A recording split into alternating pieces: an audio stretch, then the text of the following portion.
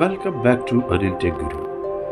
ఈ వీడియో నందు Leap app నందు class teacher mapping, subject teacher mapping, student language mapping వంటి అంశాల గురించి తెలుసుకుందాం. మరి దీనికోసమై మొదట మనం లీప్ యాప్ను ఓపెన్ చేసుకోవాలి.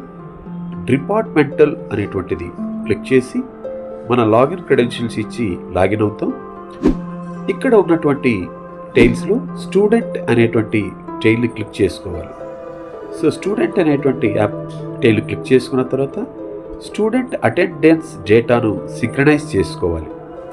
సో నెక్స్ట్ స్టెప్లో ఇక్కడ ఉన్నటువంటి 4 టైల్స్లో యాక్షన్ అనేటువంటి టైల్ను మనము సెలెక్ట్ చేసుకోవాల్సి ఉంటుంది.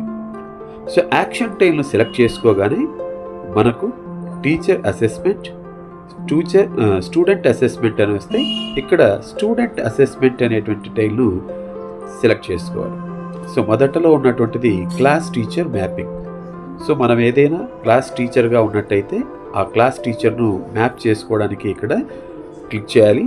ఈ టైల్ని క్లిక్ చేసిన వెంటనే న్యూ మ్యాప్ న్యూ క్లాస్ అని ఉంటుంది.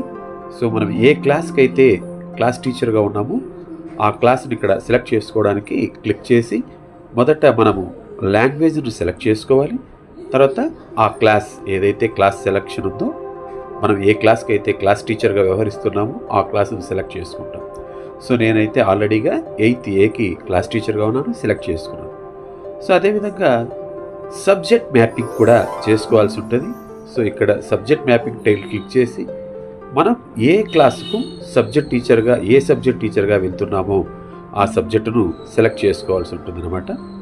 సో వన్స్ క్లాస్ సెలెక్ట్ చేసుకోవాలి, దాంతోపాటు సెక్షన్ అలాగే సెలెక్ట్ అవుతుంది.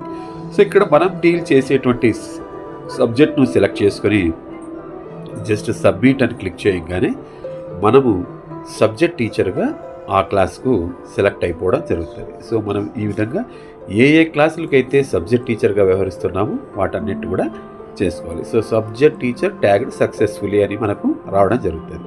సో ఇప్పుడు student language mapping. So student language మ్యాపింగ్లో విద్యార్థిని సెలెక్ట్ చేసుకోవాలి.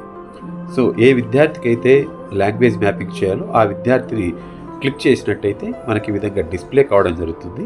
సో ఇక్కడ ఫస్ట్ లాంగ్వేజ్గా వచ్చినటువంటి డ్రాప్ మెనూలో నుంచి తెలుగు క్లిక్ చేసుకుంటాం. So part below not option, not opted అని చెప్పేసి ఫస్ట్, సెకండ్ పేపర్ 1, పేపర్ 2కి ఇస్తాం. సో సెకండ్ లాంగ్వేజ్గా హిందీని సెలెక్ట్ చేసుకుంటాం. థర్డ్ లాంగ్వేజ్గా ఇంగ్లీష్ని సెలెక్ట్ చేసుకుంటాం. ఫోర్త్ పేపర్ 1, పేపర్ 2ను నాట్ ఆప్టెడ్గా, అంటే మనకు అవి లేవు కాబట్టి నాట్ ఆప్టెడ్గా సెలెక్ట్ చేస్తాం. సో తర్వాత సెలెక్ట్ గ్రూప్ సబ్జెక్ట్స్ను సెలెక్ట్ చేసుకొని ఇక్కడ ఉన్నటువంటి 4 సబ్జెక్ట్స్ను మనం క్లిక్ చేసి కన్ఫర్మ్ అనేది చేసిన తర్వాత సబ్మిట్ చేయడం జరుగుతుంది. సో ఈ విధంగా ఒక్కొక్క విద్యార్థికి మనము లాంగ్వేజ్ మ్యాపింగ్ అనేది చేయాలి. సో మరి ఒకసారి గమనిద్దాం.